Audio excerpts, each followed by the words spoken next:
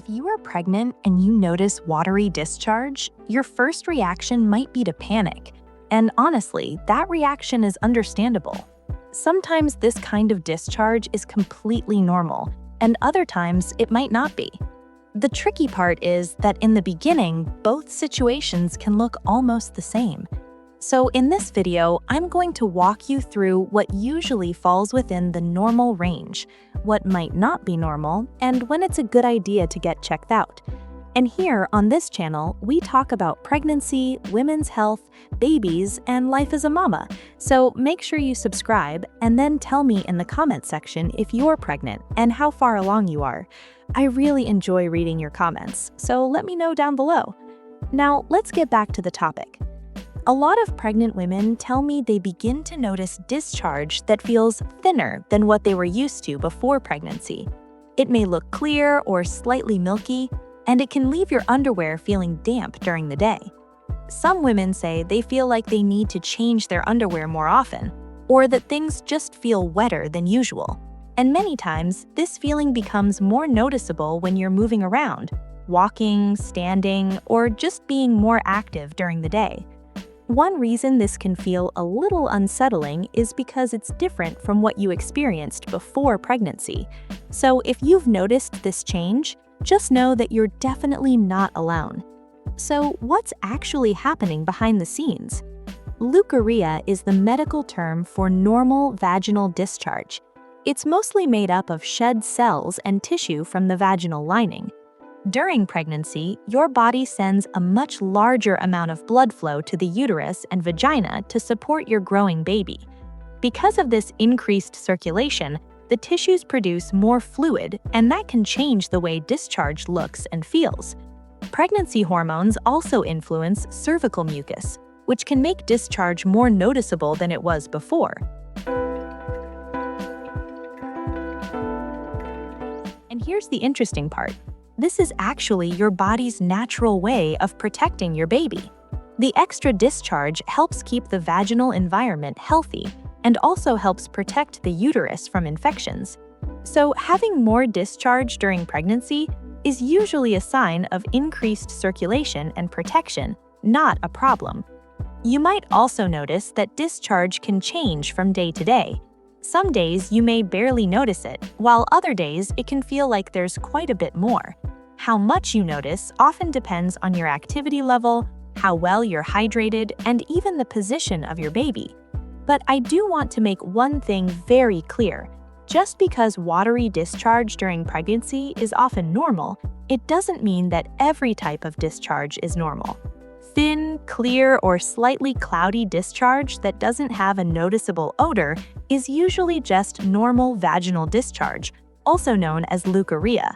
That's typically what we're referring to when we talk about watery discharge during pregnancy. But discharge that looks very different, like green discharge, thick white chunky discharge that looks similar to cottage cheese, or discharge that has a strong, foul, or fishy smell, can be a sign of an infection and should be checked out by your medical provider. This is a separate issue from normal watery discharge, but it's still very important to pay attention to. So if the color, texture, or smell seems clearly unusual or abnormal, that's a good reason to reach out to your healthcare provider.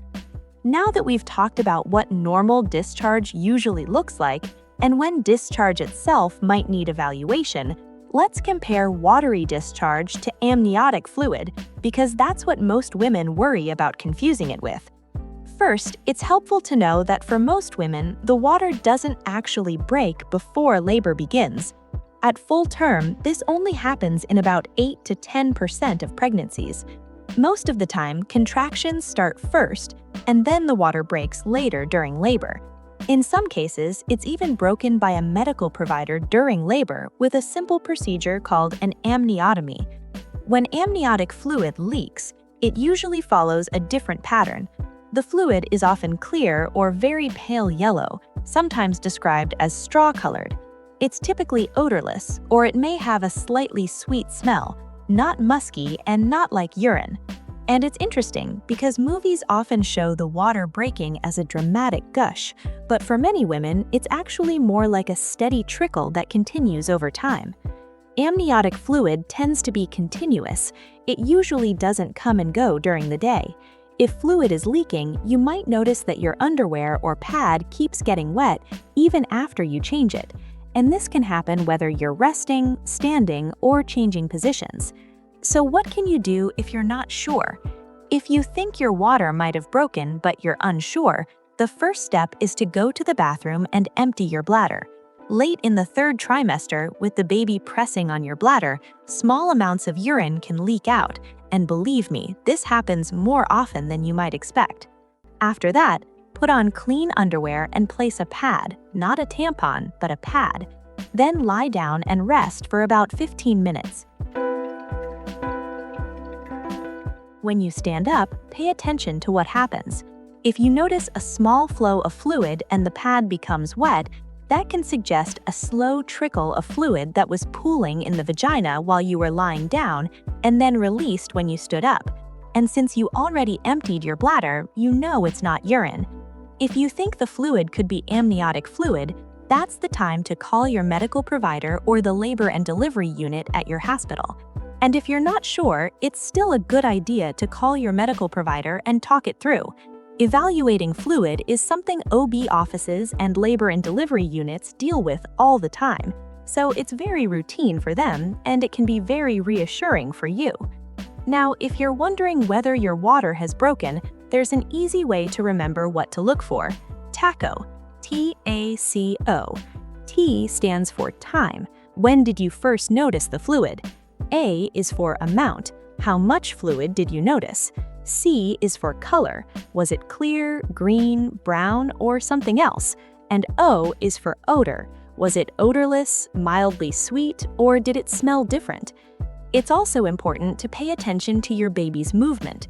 Your baby should continue moving the same way they were before your water broke. If you notice that your baby isn't moving as much, that's something you should call your medical provider about right away. So again, if you think your water may have broken, call your medical provider or the labor and delivery unit and explain what you're noticing. They'll help guide you and let you know if it's time to come in and be evaluated. Timing matters because the risk of infection slowly increases after the water breaks. This doesn't mean it's an automatic emergency, but it does mean that care decisions may change as time passes. If you're full term, meaning 37 weeks or later, you'll usually be asked to come in for an evaluation. Most people go into labor within about a day after their water breaks. If your water breaks before 37 weeks, that's considered preterm, and it's called PROM, or premature rupture of membranes. In that situation, you're usually evaluated sooner so your care team can monitor you closely. Preterm rupture of membranes doesn't always mean that delivery has to happen right away, but it does require careful monitoring and supportive care. And this brings us back to watery discharge and why patterns really matter. Most watery discharge during pregnancy tends to come and go, and it often changes depending on your activity level or the time of day.